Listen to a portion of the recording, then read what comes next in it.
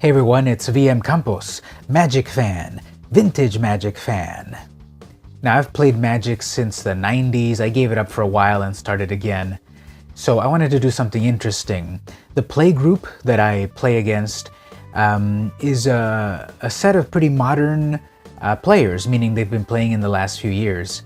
So I thought it'd be really interesting to show them some cards from back in my day. So what I'm going to do here is I'm going to do a reaction video to them opening up this set from my day, Fallen Empires, first published in 1994. So I want to see what a modern player has to say about these cards that are pretty overcosted, underpowered, but so full of nostalgia for me. For now, enjoy this video, Modern Players versus Vintage Sets. Like, how long would you say you've been playing Magic? Oh gosh, I've only been playing 2 years. Mm-hmm. Well, excluding high school, I don't really include high school because we never really truly had to learn how to properly play Magic. Mm-hmm. I mean, I've been around Magic cards. The rules have always eluded me until 2 years ago. I think 3 years total. Mm-hmm. I played for 1 year, and then we switched to Yu-Gi-Oh. Yeah. And then my gaming group kind of stopped for a long while, and then I restarted with you guys. Mm-hmm. So yeah, and then we've been playing for the last couple of years, Mm-hmm. off and on throughout the semesters. Mm-hmm. Mm-hmm. So grand total 2 years together. About a year. Maybe a little bit more than a year. We all started at the same time, but Yeah. I always dabbled in it because my friends always had cards available, so I was like, might as well get into it now.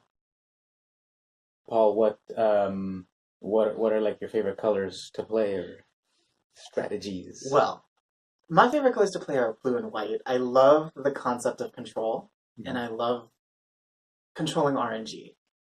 It's kind of my favorite thing. Right now I'm running a multicolored deck. It is the concept of copying someone else's strategy and not necessarily bending it, but understanding it and using it to my advantage. I like the idea. Then I switched to a creature deck because I like playing with the creatures and stuff. Mm-hmm. And then I love and then I switched to a sliver deck, which was 3-color, green, white, and blue. And then yeah, I kind of stuck with that because I love the way the slivers work together. My two favorite colors are white and red, and I love anything that will either like generate health or buff out either me or things that I summon. And I also love lockdown.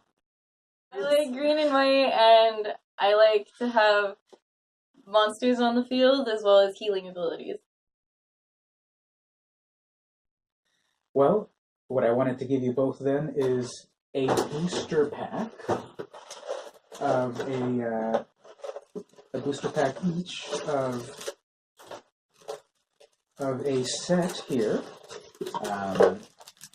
unopened. Whoa! Set of cards from back in my day. Aww. Whoa! Fallen Empires. What? Whoa! Incredible. Okay, so what block is this? Is it Fallen Empires or? It's a self-titled block called Fallen Empires and never had any sequels or anything like that, so the block is just itself Fallen Empires. So, this is Fallen Empires. Mm-hmm. It's a set from 1994. These boosters have never been opened. That's cool. Are they color specific or? They're all random like they usually are, but the only thing is that there are 8 per thing before we open it. Oh, okay. Look at the very back. There's like a little story right there. If any of you want to like read a little piece of that. Ew. In the southern oceans of Dominia Prime lay a continent of great kingdoms. Far from the war between Urza and Mishra, the lands of Sarpadia prospered. But as the climate changed, resources dwindled and empires crumbled. Hideous new species arose in the forests and seas. forcing the Sarpadians to fight for their very survival. Recruit these toughened warriors and vicious predators for your duels, but beware, lest you fare no better than the fallen empires. It only comes with 8, so you get 6 commons and 2 that could either be 2 rares or 2 uncommons. Now, when you open them up, the first thing that you'll see is the rare. So try to open them up in a way that you pull them out so that you have the backs, which are the common ones. Okay, so before I open this, how long have you had these? I just bought them. You just bought them. Okay, I was about to say, if these are rarer than I thought they were, I don't want to open it.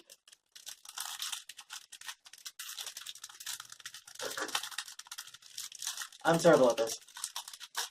We can do this. Oh, I think I got it. Yeah? Yeah, you just kind of peel it.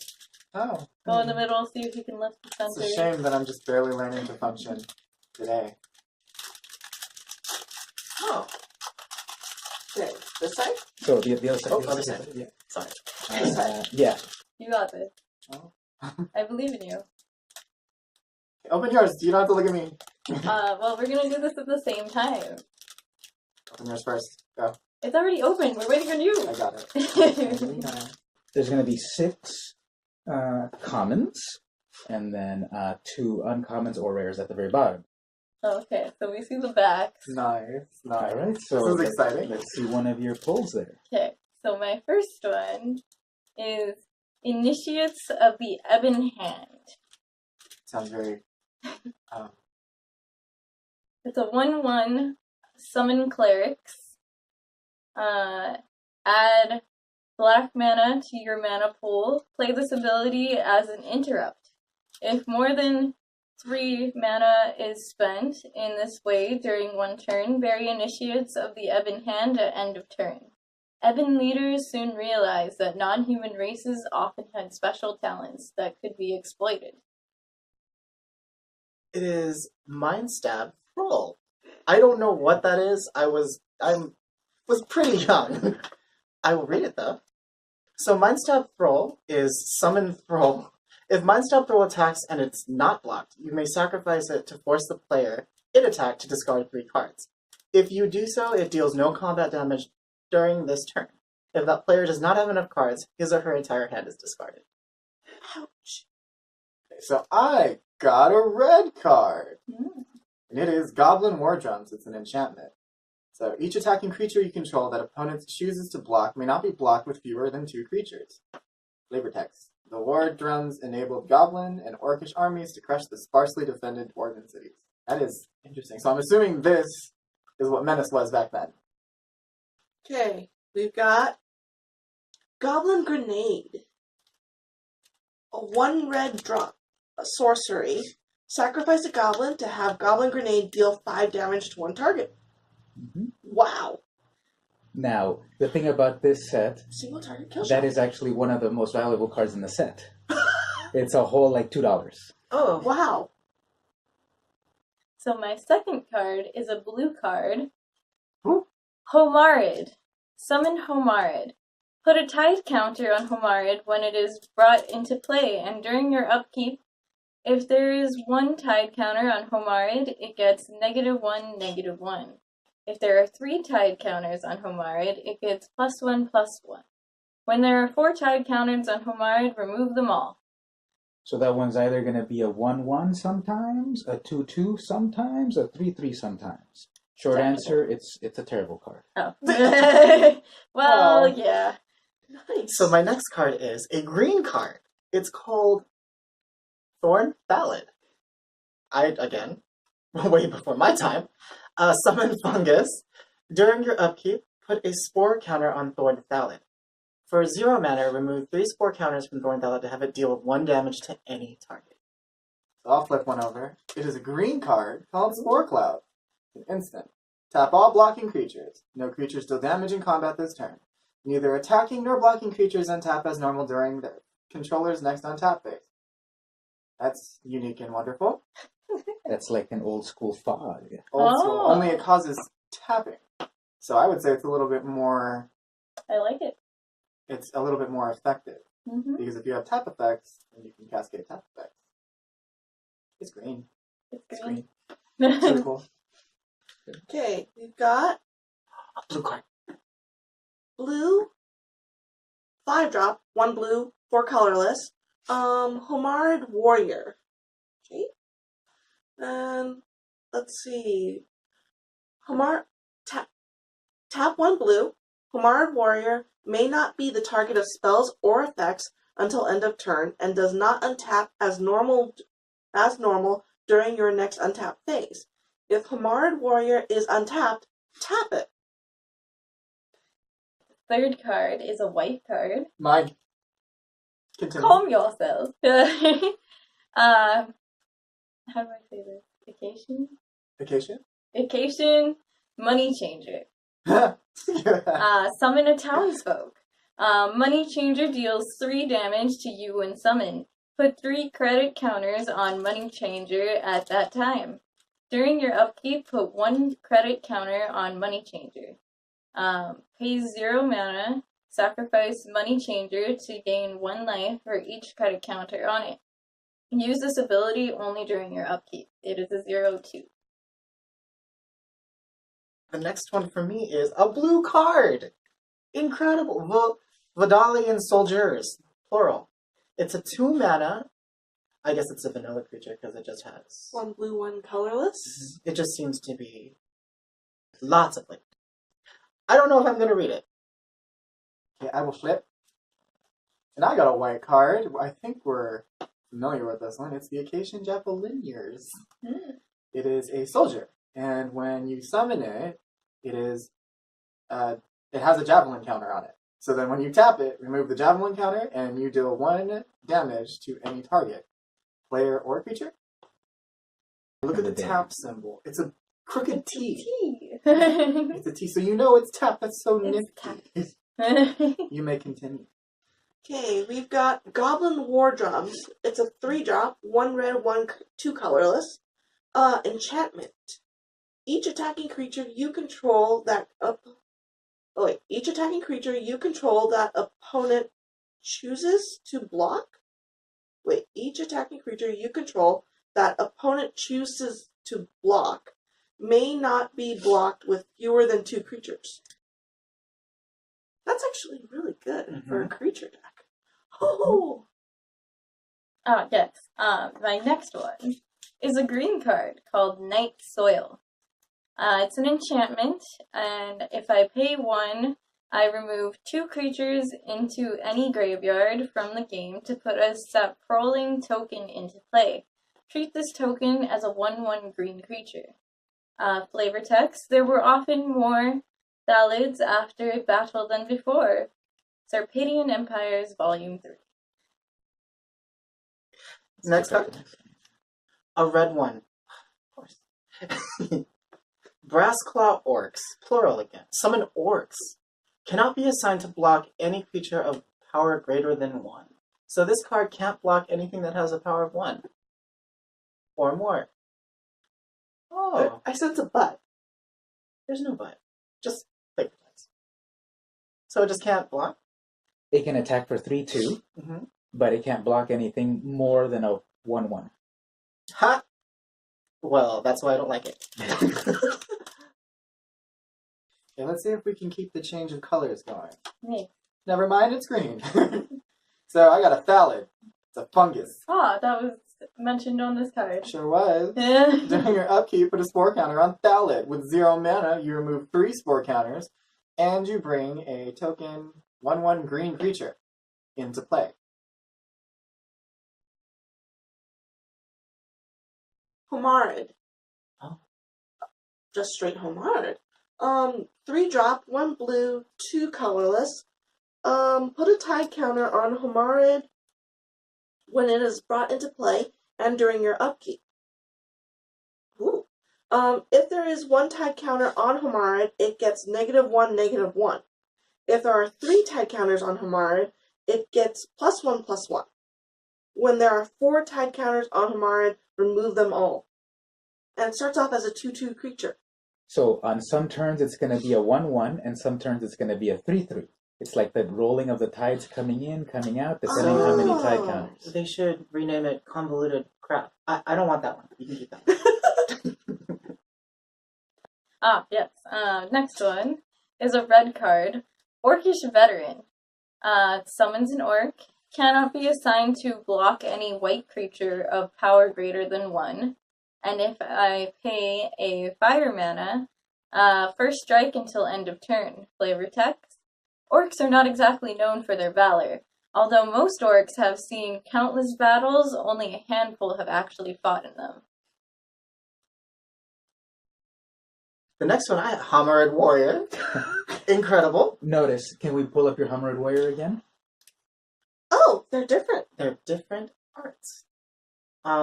Wait, do they have the same Yours effect? is a hermit crab, and mine is definitely not a hermit crab. A human lobster? I guess you're just more evolutionary than me. Oh, I'm very primitive. and it's fighting an eel. Oh, wow. Mine can barely pick up a spear. So I'm gonna flip. I got a blue card. Nice. It is a 1-drop instant card. High Tide. Until end of turn, all islands produce an additional 1 mana blue when tapped for mana. Flavor text. By the time their enemies notice the sea's changing mood, the Vodalians had often shifted formation and were ready to attack. Sarpadian Empires, Volume 5. Okay, so, white. Oh, Vacation. Vacation Money Changer, 1 white drop. Gosh, it's a wall of text. Okay, bear with me. Money Changer deals 3. Notice how they don't put vacation in the No, that way you don't have to struggle saying it.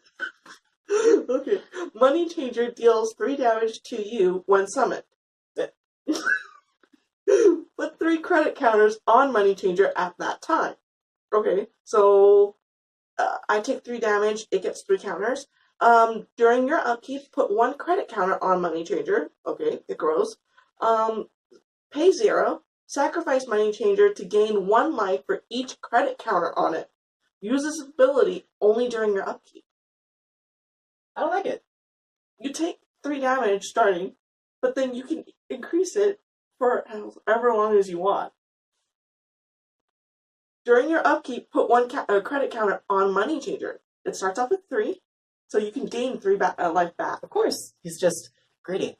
But then you keep increasing his money His counters. money. That's my money. His money, okay, My every money. turn. So 4, 5, 6, pay 0 mana, sacrifice him. I get 5 health back. You can keep it. The next Oh. one is a black. She got a thrall. What an interesting position. It's called Mind Stab Thrall. It costs 2 black mana and 1 of any color. It summons a Thrall. If Mind Stab Thrall attacks and is not blocked, you may sacrifice it to force the player to attack to discard 3 cards. If you do so, it deals no damage during combat this turn. If the player does not have enough cards, his or her entire hand is discarded, and it is a 2/2 creature. And that is a very interesting yoga position. He's probably the best at yoga. Yeah, so Probably. bendy. Best I've seen. Here we go. Goblin Chirurgeon. So basically a surgeon. Yeah. Goblin Surgeon. Why don't they just say surgeon? Summon goblins. That's the old school way to pronounce it. I or see. spell it. Sacrifice a goblin to regenerate a target creature. He's happily sawing his leg off. They're just with the biggest smile on his face. Just, you know what? It's a greater cause. Goodbye. So I'm gonna flip. I got a red card. It is a Dwarven Soldier. And it is a dwarf, as you can imagine. If Dwarven Soldier blocks or is blocked by orcs, it gets +0/+2 until end of turn. They really hate orcs. Oh. Although the dwarves stoically defended their wall city-states against the orcs, their civilization was the first to fall, and its name was sadly lost. Sarpadian Empires Volume 1. Okay. It is red. Okay, salad. 1 green drop. Let's see. Summon fungus. Ooh, 1/1 creature. So they're mushrooms? Yeah. During your upkeep, put a spore counter on Thallid. Pay 0. Remove 3 spore counters from Thallid to put Saproling token into play. Treat this token as a 1/1 green creature. Alright, it's time to see what I got. Oh boy. Raiding Party. Oh, It's an enchantment. Raiding Party may not be the target of white spells or effects. How dare you? It doesn't cost me anything to use their next ability, which is sacrifice an orc to destroy all planes. A player may tap a white creature to prevent up to 2 planes from being destroyed. Any number of creatures may be tapped in this manner. How broken was this game back then? That was oddly specific. There was some red color hate there, destroying all planes and cannot be targeted by white. And it also features an orc in a thong. Yes, it's so sexy. I'd like to see that. I'd like to see that. Let me see that. Look at that majestic being. Oh, I wish I hadn't. Yeah, same. It's good. It's good. Yeah. Hold it up for the camera so people can see. I did. Look. So close. Yeah. It's a thong. It's a thong. Remember good. this. Back then, there was no modesty. Dwarven Hold. Comes into play tapped. You may choose not to untap Dwarven Hold during your untap phase, and instead put a storage counter on it. Remove any number of storage counters from Dwarven Hold. For each storage counter removed, add 1 fire to your mana pool. I'm gonna flip. And I got a artifact. It is a Spirit Shield.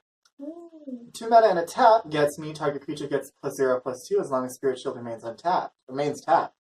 You may choose not to untap Spirit Shield as normal during your untap phase. It's pretty amazing because this one actually doesn't need to be tapped. Or it doesn't need to be untapped, I should say. And I'll constantly maintain the defense bonus. That's dope. It's amazing.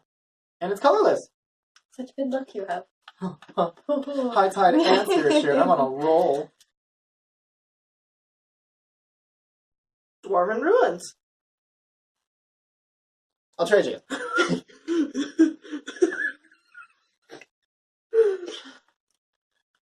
Same thing, right? No, mine is Dwarven Hold. Yours is Dwarven Ruins. Ruins. Okay. Comes into play tapped. Tap. Add red mana to your mana pool. Tap. Sacrifice Dwarven Ruins to add 2 red mana to your mana pool. And my last one is a black Thrall Wizard. It summons a Thrall, and if I pay Oh, that looks gross. 1 black and 1 of any color, counters a target black spell if caster of target spell does not pay an additional black mana or 3 of any color. Play this ability as an interrupt, and the flavor text is: in crafting intelligent thralls to assist in sacrifices. Sar inadvertently set the stage for the Thrall Rebellion.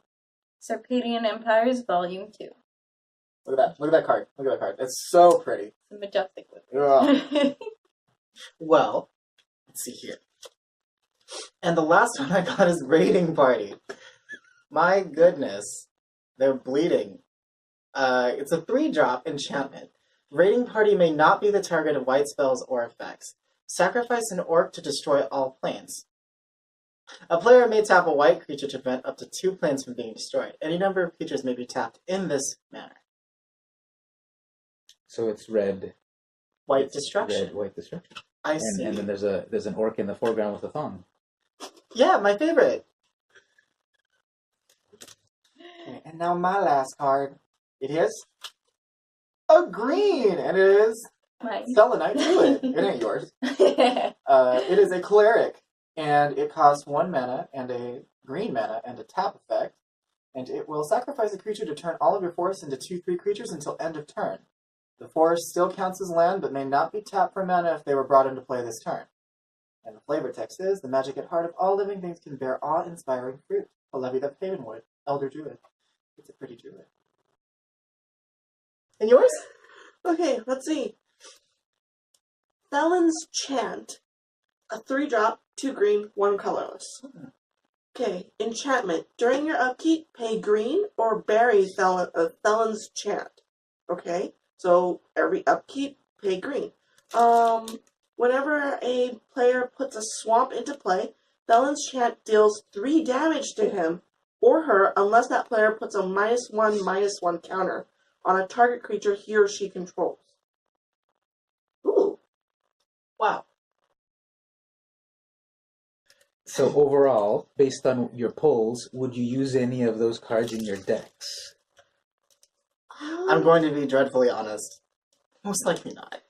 I can't see it really working for any of my strategy because a lot of these seem forceful, and my deck doesn't really run as a forceful deck. Oh, yes. I know Paul's going to fight me for high tide. Definitely the night soil. This is crazy. If anyone can figure out how to properly and effectively use Homerid, it would be Paul, but I doubt he wants it. It's blue, huh? It is blue. And just And don't if color. anyone's smart about those counters, it would be Paul. Mm-hmm. I don't know. I already have creatures that do the same ability as Goblin War Drums. Because Slipper, I have like 2-headed one where it can't be blocked by fewer than 2 creatures. So I already have that ability. Now, if I did a different deck that was non-Sliver, I would definitely put it in. I would give you Raiding Party. That way you can have that beautiful thong to look at while you... Now, Occasion Money Changer, that's actually pretty useful. His ability. I still don't like it. For back, life. Of course. I I mean- just don't like it. Look at him. He looks so grubby. Oh my god. Look at this guy. Oh my... Is he even human? What is that? He's human? Good thing I don't know you, dude. The red are pretty dope too. The red are very specific. I like it, though. Money Changer would be good for a white red or white black, which I do have black cards in here that are pretty effective, like the Throw Wizard. And the Mind Stab would go with it. And then my orcs and your dwarven people would I mean, we could fight against each other. We not can't help like each because other. we get bonuses against each other. Look, this guy looks pretty evil. This guy, he looks really done. It's pretty cool. So over. I like it. Well, to conclude, you two have just opened up what a lot of people consider the second worst set ever of The Magic. second worst set. Oh. Very overcosted, very underpowered. Beautiful art, Beautiful. beautiful story. Terrible creatures, terrible spells. Second worst. I think I would just keep it for the art. I'm going to be very honest. I wouldn't use any of these cards. Maybe I'd throw this in there just to show everybody my favorite. That's it. I mean, I don't know. Worst, I wouldn't say the worst. I would say specific, yes. They are very specific, but in that specification, though, it's kind of like a story between this whole block. So you can create like a whole story of each of those people. I can't think of it anyway. I don't have orcs. Well, Goblin Grenade is very useful in a red deck. Red burn deck. Maybe that's probably the best card we got. No, I think about it. Unless, of course, you want to have a mind stab roll. I mean, I don't want to be stabbed in the mind by a thrall. So, although that does it seems pretty useful. That's a crazy discard. Vince and Chuck like running black decks. And they can take this.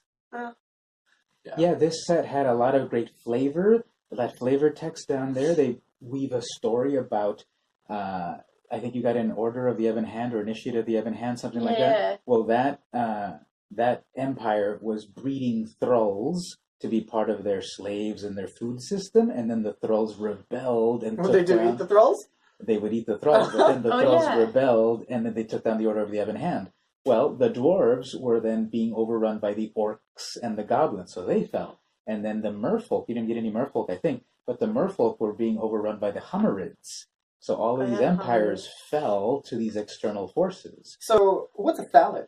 Is it just a mushroom that decided to rise up and get mad? That one rose up against the elves. Oh, I see. Oh, that see. makes sense. Huh, So all of these colors had their little enemy colors, and they all fell because they overextended their resources.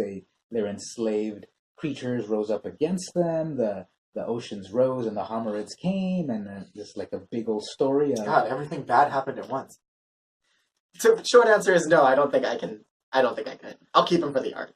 Keep them for the art. I'd actually double sleeve them and then use them as bookmarks. Mm-hmm. That way, whenever you're reading your book, you can throw in magic. Mm-hmm. A little bit of magic in every book.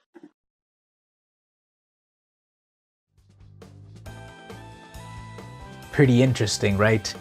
Really fascinating for me to see players looking at cards that I used to play with 20 years ago and to open a brand new, untouched booster of those cards. Oh, how times have changed. Just to see these players trying to work their strategies with cards that are extinct. And some of them kind of hold up. Now, they didn't get any of the really great cards. Great for Fallen Empires, like Hymn to Turok and Hymn to Turok. Anyway, thanks for watching the video. All I ask is if you like these videos, send me $1. $1 a month keeps me funded to bring you great videos about a variety of things, comics, magic, etc. I think it's worth it. This has been VM Campos. See you next time.